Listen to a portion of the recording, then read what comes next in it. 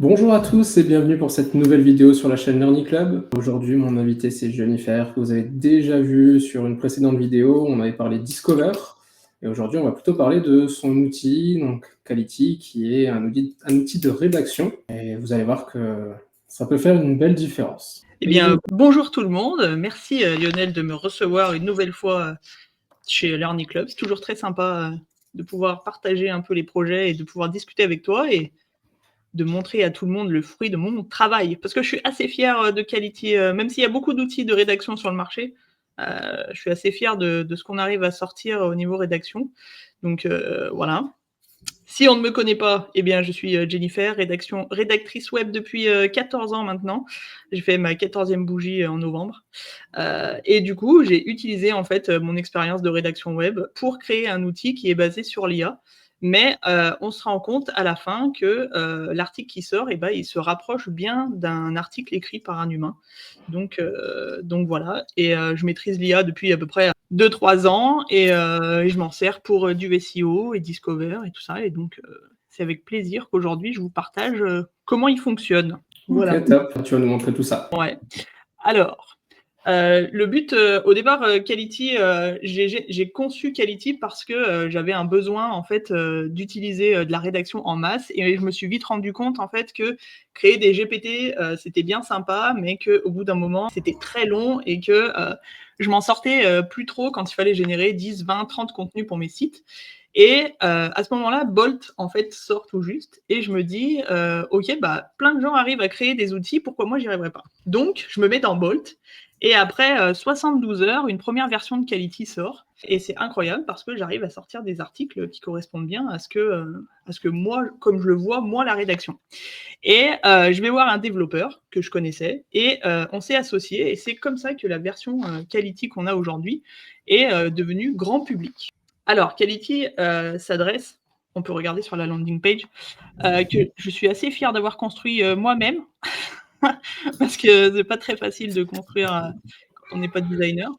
Donc en fait, Quality s'adresse un peu à tout le monde, rédacteurs. On a aussi des consultants SEO, des agences qui peuvent faire du netlinking ou de l'édition de sites. Par exemple, j'ai fait une vidéo avec Learning Club pour une formation pour relancer des expis et on peut très bien s'utiliser Quality pour faire tout ça. Et même pour Discover, il y a aussi une formation chez Learning Club pour Discover. On peut faire des articles sans avoir un module spécialement Discover. Donc, comment ça fonctionne? Eh bien, tout simple. Le but, c'était pas de faire très compliqué. On a une rédaction à l'unité, donc je vais partager mon écran, ce sera un peu plus simple. Alors, Quality, on peut faire une rédaction à l'unité ou rédaction en masse. Rédaction en masse, c'est le fameux bulk que tout le monde va utiliser. C'est si on veut gagner du temps. Pour la rédaction, on peut faire aussi des plans de contenu. Donc, un plan de contenu, tout simple, on part d'un mot-clé. Et ensuite, l'outil va scraper la SERP. Il va utiliser pas mal de data qu'il arrive à sortir sur pas mal de pages et pas mal de sites pour essayer de voir ce qu'on peut proposer à Google en mieux que ce que les premiers utilisent, par exemple. Si là, j'avais fait un test sur fourmillement dans les jambes, quand on a, ah bah voilà, le développeur, il fait pile poil les tests quand il peut pas. Non mais ça, tu vois, ça. Ce timing. Ah non, mais ça, c'est dingue, ça. Tu vois. Bon, alors attends. Un plan de contenu? Ouais, non. Ah si, voilà. Donc, tu vois, c'était juste toute petite seconde pour... Donc, le plan de contenu, en fait, moi, j'ai construit le plan de contenu comme ce que moi, j'ai besoin en tant que rédactrice web. En tant que rédactrice web, j'ai pas forcément que besoin d'un titre et d'un mot-clé. J'ai besoin de beaucoup, beaucoup de choses pour réussir à construire un article qui est complet de A à Z. Donc, en fait, il y a une box titre et métadescription, tout ce qui est mots-clés et intention de recherche. Ici, on a le persona, c'est-à-dire qui va chercher cette information-là, par exemple la gestion locative à Colombier. Et ensuite, les forces de la concurrence, les faiblesses et les opportunités par rapport à la concurrence, c'est-à-dire ce qu'on pourrait faire pour se démarquer. Et ensuite, on a toute la création du plan. Et à chaque fois, il y a des petites astuces. Par exemple, ici, on fait plutôt un paragraphe. Ici, on fera plutôt une liste à puces. Ici, on fera plutôt un tableau. Et donc ça, soit on peut le donner à un rédacteur, soit on va le donner directement à ChatGPT si on a un bon prompt et on génère un article à partir de ça. Nous, pour la rédaction à l'unité et même la rédaction en masse, on a intégré cette gestion de plan de contenu pour la création d'un article du coup optimisé. Donc là, j'ai lancé. Alors, pour la création d'un article, c'est tout simple. On peut mettre un titre ou on peut laisser Quality rédiger le titre. On part d'un mot-clé principal. Ici, on a 4 façons, informationnel, navigationnel, transactionnel et commercial. Dans le contexte, on peut lui dire à peu près tout ce qu'on a envie. On peut lui donner des directions pour le plan, des infos pour le persona, des infos aussi sémantiques s'il y a des mots-clés en supplément à utiliser. On peut créer un projet, ça permet en fait de ranger ces articles dans différents projets. Par exemple là, mon barbecue et ma plancha, je peux générer des articles pour ce site-là, je peux en générer pour Quality, on peut les faire par date. Donc, et on peut rédiger en 4 langues, français, anglais, espagnol, allemand, sachant que pour les 4 langues, le procédé est le même à chaque fois. Donc, vous aurez la même qualité d'article dans toutes les langues que vous générez. Le process est exactement le même, sauf qu'on s'adapte à la langue et à la syntaxe à chaque fois. Si on n'a pas envie de générer un titre soi-même, eh ben on laisse Quality le faire. La photo à la une, elle est offerte, donc ça ne change pas le nombre de crédits, c'est 5 crédits pour un article. Et pour générer des images dans le contenu, on peut en ajouter jusqu'à 3. Par contre, là, c'est 1 crédit à chaque fois. Et on peut générer un article sans photo si on n'en veut pas. Pour l'encre, on peut faire, là on a mis lien externe, c'est-à-dire que si on veut faire du netlinking par exemple, mais si on a par exemple un maillage interne qu'on veut faire, on peut aussi s'en servir pour faire du maillage interne. On n'est pas obligé de faire du lien externe. Et donc, quand on a fait tout ça, eh bien, on obtient l'article de cette façon-là. Donc là, décoration de Noël, pas cher. On a le prix, donc 6 crédits, et on a généré une métadescription, title, et on a les photos. Je suis assez fière des photos, il faut les montrer parce qu'elles sont quand même assez sympas. Non, si, franchement, pour avoir des photos aujourd'hui en IA, elles sont bien. Ouais, qui sont sympas à un coût qui ne soit pas trop élevé. Donc voilà, ça c'est une décoration Noël pas chère. Et il en génère une deuxième, du coup, pour le contenu, dans le contenu. Et ensuite, alors, volontairement, j'ai conçu les prompts pour avoir un certain ton. Ce qui fait que, en fait, l'article, il est humanisé comme si un rédacteur humain l'avait écrit. Il n'est donc pas fade, pas générique avec ce qu'on peut avoir sur ChatGPT. Pour avoir une qualité comme ça rédactionnelle, il y a pas mal de prompts qui sont faits. On en a à peu près une dizaine qui font des milliers de mots et qui permettent d'avoir un article, généralement, qui tourne autour de 1500 mots. Donc, il n'y a pas vraiment de quota pour le nombre de mots. Ça va dépendre, en fait, de la requête. Comme un rédacteur web classique, en fait, on va lui dire, tu vas rédiger sur ce mot-clé-là. En fonction de la SERP, on va se rendre compte qu'il faut plutôt 800 ou plutôt 1000 ou plutôt 1500. Et ben, en fait, l'IA va faire exactement la même chose. Elle va se rendre compte que par rapport à la SERP, le nombre de mots, ce sera plutôt du 1500 ou plutôt 1600 ou plutôt du 1000 mots. On n'a jamais des articles de 500 mots. Hein, ça tourne toujours autour de 1000 mots. Et ils sont donc pas toujours construits de la même façon, mais ils sont en fait scrappés. On utilise la SERP, on prend tout ce qu'il y a de bien sur la SERP, tout ce qui manque, et ensuite on va générer, nous, notre propre plan de contenu, comme on l'a vu tout à l'heure, sauf que ensuite, Quality s'occupe de la rédaction. On peut, dans le contexte, mettre une sorte de persona, donc alors, persona, faire attention parce que beaucoup disent persona, c'est celui qui va tenir le blog. C'est plutôt, en fait, des tons. Donc, plutôt un persona rédactionnel, dans le sens où on va lui dire tu rédiges plutôt de cette façon, tu utilises ce temps, ce pronom, ce genre de choses. Si on met c'est Sophie, 35 ans, qui rédige un article, ça apporte pas grand-chose. Il y en a beaucoup qui font cette erreur-là en disant que le persona, en fait, c'est une personne, elle travaille, elle fait ça, elle a 3 enfants. Mais en fait, ça aide pas à rédiger. Ça permet pas d'avoir une rédaction. C'est juste pour donner, en fait, un persona au site. Et donc, on a ensuite du gras, de l'italique, liste à puce quand il y en a besoin. Les tableaux, donc les tableaux, ils sont faits s'il y en a besoin. S'il n'y en a pas besoin, il ne fait pas de tableau.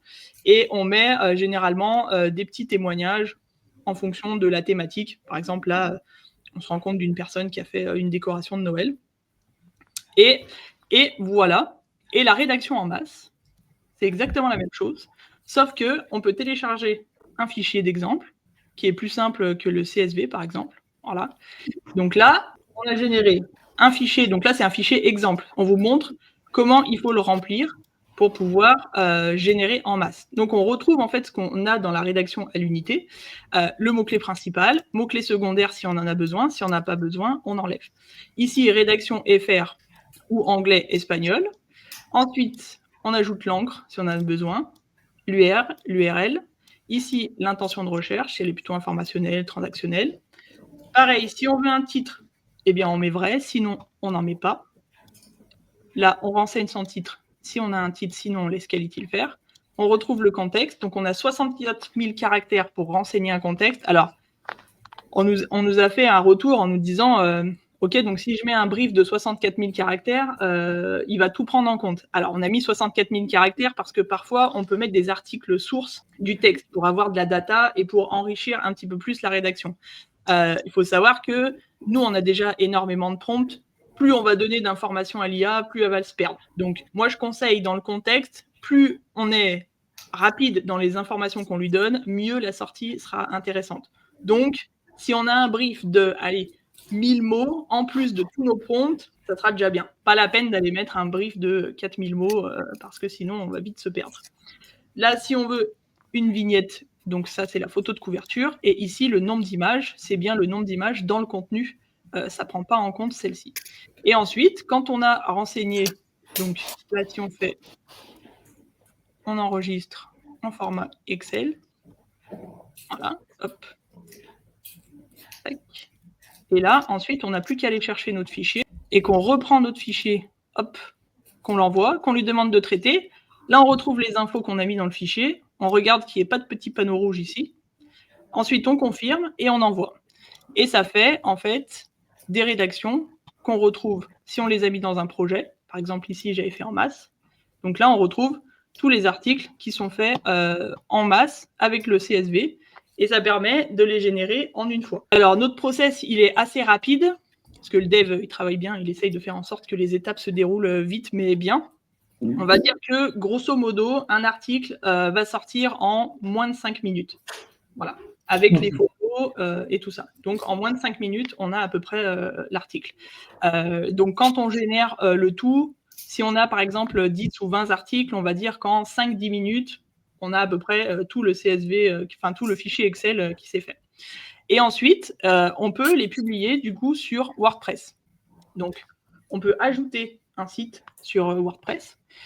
On met le nom, l'URL, et ensuite, on récupère le token qui se trouve avec le plugin sur le site internet qu'on télécharge comme une extension classique. Et là, on a juste un petit code à mettre. Et ça permet ensuite de récupérer en fait toute la data du site, voire publier l'article directement. Alors, pour l'instant, quand on veut publier un article, il faut le faire article par article. On va essayer de voir si après, on ne peut pas faire quelque chose dès l'enregistrement du formulaire ou une version en masse, si on peut faire ça tout de suite pour que ça aille plus rapide. Et en fait, c'est facile. On n'a qu'à choisir ici publier un article, ou alors on peut le télécharger à la main si on veut tout faire à la main. Et comme ça, après, ici, il y a une petite fenêtre qui s'ouvre. On choisit le site ici. On met publier brouillon en attente ou planifié. Et voilà. Et quand il a été publié, eh bien, on a un petit 1 qui se met ici, ou alors un 0 quand il n'a pas été publié.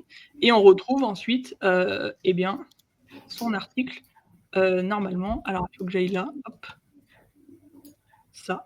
Voilà. Et on retrouve ensuite l'URL et on peut aller directement sur le site et il est publié en fait comme il a été construit ici sur Quality. Voilà. Tu as des questions, hein, Lionel, ou non, ça va, tu suis? Non, je suis. Par contre, j'ai vu tout à l'heure, alors les photos sont bien, effectivement. J'ai vu tout à l'heure qu'il y avait changé la photo de couverture. Alors, là, ouais, générer une nouvelle image de couverture. Si toutefois celle-ci elle te plaît pas, tu peux en générer une nouvelle. Ok, ça marche. Et par contre, si tu veux générer une nouvelle photo de couverture, celle-ci, tu la payeras un crédit. En fait, tu cliques, ça va la générer automatiquement. Pareil, si tu veux changer, alors il faut attendre que le process se fasse, mais tu peux aussi changer celles qui sont à l'intérieur. Mais celles-ci seront payantes. Tu prends un crédit à chaque fois pour chaque photo. À la base, l'article, c'est 5 crédits avec une photo offerte et c'est un crédit par photo que tu vas ajouter. Par photo. Ok, ça marche. Tout simplement. Et donc, qu'est-ce qu'on peut raconter d'autre? On a l'affiliation. Alors, on passe par Lemon Squeezie. Donc, il faut créer un compte sur Lemon Squeezie. Et on reverse 15%. Du coup, il faut aller quand on est sur son compte, ici, on a le petit lien affiliation. On crée un compte sur Lemon Squeezie et on peut ensuite devenir affilié. Et on propose du coup 15% sur chaque personne qui vont utiliser le lien. Voilà. On a une documentation API, ça permet de générer des articles sans forcément passer par la plateforme, si on a son propre process, par exemple, avec Make, N8N ou d'autres. Ici, on a le petit support. Si on a un petit souci, généralement, c'est moi qui vais répondre, mais le dev aussi peut répondre quand c'est des questions plus techniques, où moi, je suis incapable de répondre. Donc, tout simple, on fait un nouveau ticket, bug. On peut aussi proposer des fonctionnalités, si on a des idées pour améliorer le process. Je ne sais pas si vous avez des envies, des choses qui vous seraient intéressantes, ou si vous avez des questions. Et normalement, je réponds dans la journée. Voilà. Et si on parle maintenant argent, on va payer combien ça coûte? Alors, on a essayé de faire des prix qui sont assez sympas pour tout le monde. Nous, on a une petite marge. Du moment qu'on offre la photo de couverture, forcément, ça grignote notre marge. Mais on a essayé quand même de faire des prix assez sympas. Donc, alors on va aller plutôt sur la home, comme ça on voit mieux. Voilà, là. Donc, on a un petit pack à 19 €, ça fait 65 crédits, et là, ça nous fait à peu près 13 articles, donc 1,46 € l'article, avec une photo. C'est un petit peu cher, mais ça permet de tester sans prendre des packs énormes. Parce qu'on nous a demandé en fait au début beaucoup de crédits quand on était en train de développer l'application, et on a vu qu'il y en avait qui avaient un peu abusé des crédits. Il y en a qui demandaient, il y en a qui essayaient de créer d'autres comptes, tout ça. Donc bon, donc là, on a proposé ça, un petit starter pack comme ça à 19 €. Et ensuite, on peut aussi faire avec ce starter pack des plans de contenu et des analyses de texte. Ça, il n'y a pas de souci. Le plus populaire, on va dire que c'est le business. Celui-ci, il fait 1,10 € avec une photo. Donc, c'est quand même assez honnête, sachant que les photos, le process qu'on utilise est assez gourmand. Donc, ça fait 135 articles pour 149 €. Et là, si vous avez vraiment des très, très gros besoins, du coup, c'est du 999 €. Et là, on a 1203 articles et l'article est à 83 centimes avec la photo. Tous les packs ont la même chose, c'est-à-dire le scrap de la serre, les études de besoin, on a l'étude de l'intention de recherche, on regarde le mot-clé, mais on ne regarde pas que celui-là, on regarde aussi tous les mots-clés qui tournent autour du mot-clé principal pour essayer d'élargir la sémantique. On a une optimisation sémantique maison. Voilà, et après, on a le plugin, l'API, les photos. Et voilà.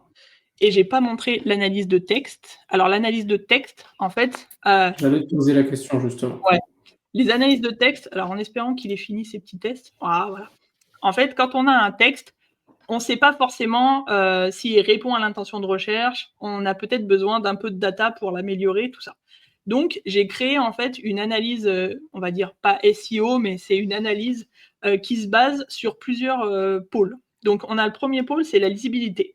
Donc, quand on a 7 sur 20, ça ne veut pas dire que 7 sur 20, c'est une mauvaise note. C'est en fait une note qui est attribuée en fonction de la complexité du texte. Si on a 7 sur 20, ça veut dire que c'est plutôt un public classique, on ne s'adresse pas à des scientifiques, le langage il n'est pas très soutenu. Donc ça s'adapte à une SERP traditionnelle de consommateurs, par exemple. Ensuite, on a des statistiques, on reprend le nombre de mots par phrase, le pourcentage de mots complexes. On a quelques conseils pour la lisibilité, donc réduire la longueur des phrases, par exemple, ajouter des exemples. Ici, on détecte toutes les phrases longues, ça permet de les traiter plus rapidement. Les termes génériques, qui n'apportent pas grand-chose parfois à la lecture. Et on a une deuxième box. Donc celle-ci, la box, la note, là par contre, il faut qu'elle soit proche de 20. Parce que ça veut dire qu'on répond bien à l'intention de recherche qui est informationnelle. On retrouve ce qu'on a un peu dans le plan de contenu, c'est-à-dire le besoin des utilisateurs, ce qu'ils attendent. Les termes essentiels qui sont à utiliser, donc c'est un peu la sémantique qu'il faut retrouver dans le texte. Les éléments correspondant au contenu, donc là, on a à peu près les points forts du contenu.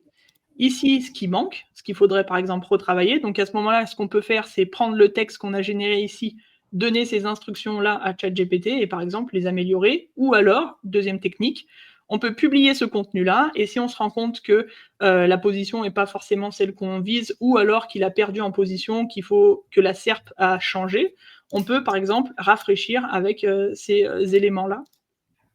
Ici, on a la suggestion de contenu, donc ce qu'on pourrait rajouter, par exemple, une FAQ, mettre des tableaux, mettre des schémas, donc tout ce qui est infographie, tout ça.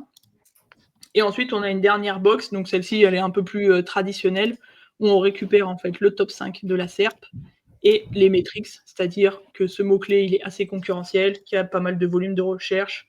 Donc voilà. Donc là, toute la data qu'on prend, en fait, c'est la data qui vient de Alloscan. Et même tout ce qui est sémantique, on est basé sur les mots-clés Alloscan.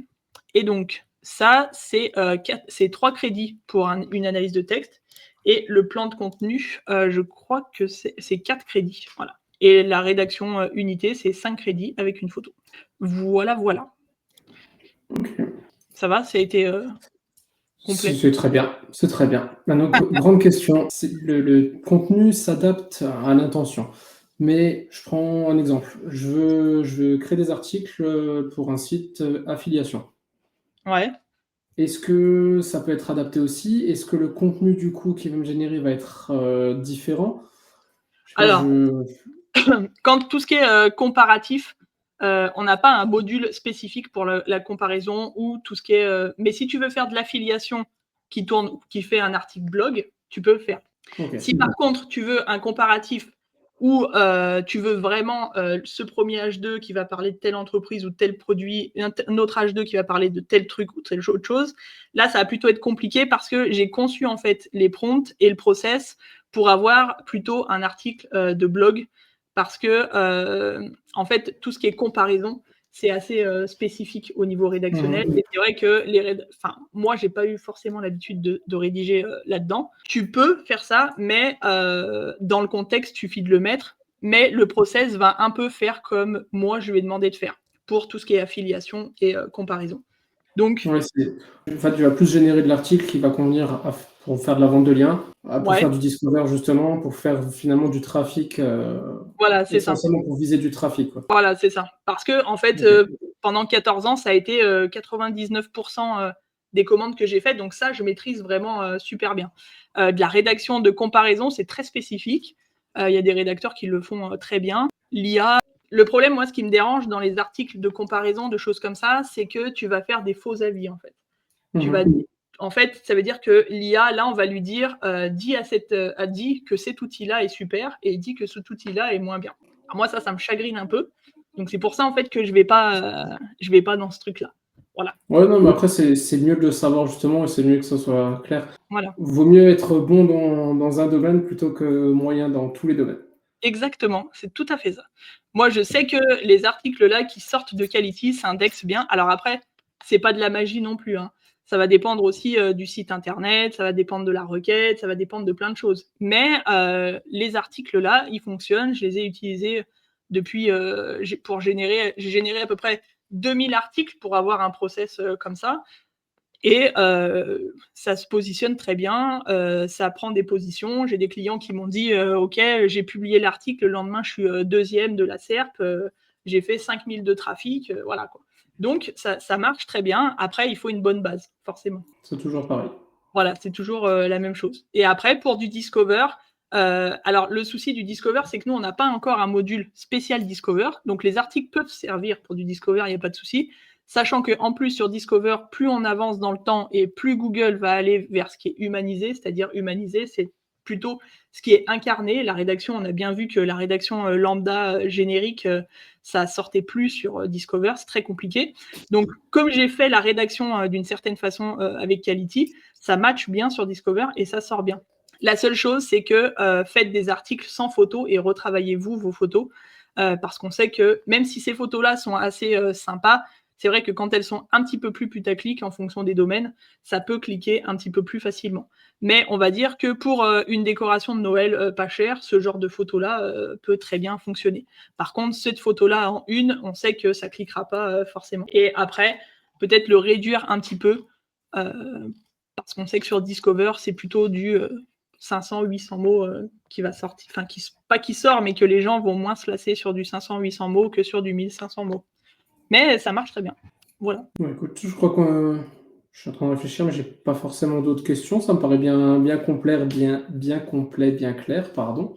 Ouais. Il reste plus qu'à tester pour ceux qui ne l'ont pas encore fait. Exactement. Donc, comme je disais en off, je viens de tester, donc je pourrais donner mon avis dans quelques jours aussi. Mais dans tous les cas, les premiers essais, je suis assez bluffé par la qualité des articles. Alors, on a un petit pack à 19 € pour éviter les abus, de test. Mais si vous venez me voir en me disant, que vous avez vu la vidéo, de Learning Club, je vous donnerai quelques crédits pour que vous puissiez tester, sur 2-3 articles comme ça, vous aurez été sympa, vous aurez regardé la vidéo, donc je vous récompense avec quelques crédits. C'est Comme gentil. ça, voilà. Comme ça, vous pourrez tester sur 1 ou 2 articles si ça vous convient et puis après si ça vous convient, bah, vous bifurquerez sur, les packs, qui vous, conviendront. Voilà. Et après, si vous avez des retours ou même des envies, on est assez, ouvert avec le dev, hein. Si vous avez des besoins, il y a, une agence, qui est venue nous contacter pour, savoir si on pouvait, adapter certaines choses ou améliorer d'autres choses et on a dit: «Oui, pas de souci». Donc, j'ai travaillé sur, le maillage externe, tout ça. On nous a demandé les projets, donc on a fait en sorte d'ajouter des projets. Donc, on est ouvert, à la discussion sur, pas mal de choses. Ouais, et puis les retours, c'est souvent ce qui fait avancer justement. C'est ce qui permet d'apporter les petits plus et de Voilà, c'est faire ça. monter. Parce que moi, j'ai ma vision de rédactrice, donc le contenu est fait de telle façon que moi je le vois, mais après peut-être que, d'autres, ont une autre vision et moi je suis enfermée dans mon tunnel, tu sais? Et c'est vrai que j'ai pas forcément, on va dire, bah, j'ai pas 300 sites par exemple, tu vois? Donc ceux qui ont 300 sites, ils ont peut-être des besoins que moi, j'ai pas forcément vus. Donc venez nous voir, on discute, il y a pas de problème. Voilà. Bah, n'hésitez pas à faire remonter les infos, les envies ou les pistes d'amélioration. Exactement. Ça aidera tout le monde. Ah mais ouais, exactement. On construit ça ensemble. Voilà. Mais je suis quand même assez fière de mes photos, faut quand même le voir. Faut quand même le souligner. Attends, je te la remets parce que celle-ci, elle est quand même assez dingue. Bien. C'est quand même fou ça. Non, c'est propre, c'est beau. Ouais, c'est propre, hein. Il y a pas, 12 doigts, tu J'allais vois? dire, ils ont tous 5 doigts par main, c'est déjà rien que ça, franchement, c'est pas mal. Ils ont déjà 5 doigts, il y a pas des trucs, chelous un peu de partout cachés, Non, 2 bras, tout ça paraît plutôt ouais, bien. voilà, tu vois? Il y a pas de trucs qui sortent de l'image, voilà. Donc on va dire que, ouais, 99 des photos qui sortent, même là, je peux en montrer d'autres, de toute façon, celle-ci, c'est celle que j'avais fait pour, la formation, donc tu vois, voilà, ça, c'est la décoration, devant la maison, c'est assez, c'est Non, propre, quoi, c'est tu vois? propre, c'est bien fait. Voilà, tu vois, ça, par exemple, la bouffe, Et ça, c'est compliqué. tu vois? Voilà, salade de Pâques, tu vois? C'est des vrais ingrédients, tu as pas Non, l'impression qu'il y a des trucs qui existent pas d'une autre planète. non, c'est bon, l'alignement des petits pois est vraiment, Ouais. picobello, mais dans l'ensemble, faut dire que non, c'est propre. C'est propre, c'est bien Après, fait. après ça reste de l'IA forcément, hein, tu auras C'est toujours un clair. petit truc, tu auras toujours un petit truc à redire, voilà. Mais dans l'ensemble, quand Non, tu mais poses ça sur un dans blog, l'ensemble, ça passe bien, ouais. ouais, voilà, ça fait le job, quoi. Donc voilà. OK, super. Bah, écoute, merci beaucoup. Merci pour cette démo Bah, merci à toi, c'était un plaisir. et bah, pour ceux qui l'ont déjà testé, n'hésitez pas à laisser un commentaire, à me dire ce que vous en avez pensé. Pour ceux qui ne l'ont pas encore fait, bah, on mettra un petit lien et probablement un petit lien affilié dans la description, donc n'hésitez pas à passer par notre lien, ça nous fera plaisir. Voilà. Et dans tous les cas, bah, n'hésitez pas à contacter Jennifer pour faire un premier test, pour lui remonter vos avis, vos idées, suggestions d'amélioration et je pense que Exactement. ça pourrait être sympa. Ouais, par le support ou Twitter, vous pouvez me contacter, je suis un peu de partout, hein. On Pas de mettra souci. toutes les infos dans la description, comme ça vous aurez tout en direct. Ouais, OK, ça marche. Impeccable. Bah, écoute, merci beaucoup. Bah, merci à toi, c'était avec plaisir. Merci à tout le monde et bonne continuation et voilà. À très bientôt. Ciao, ciao.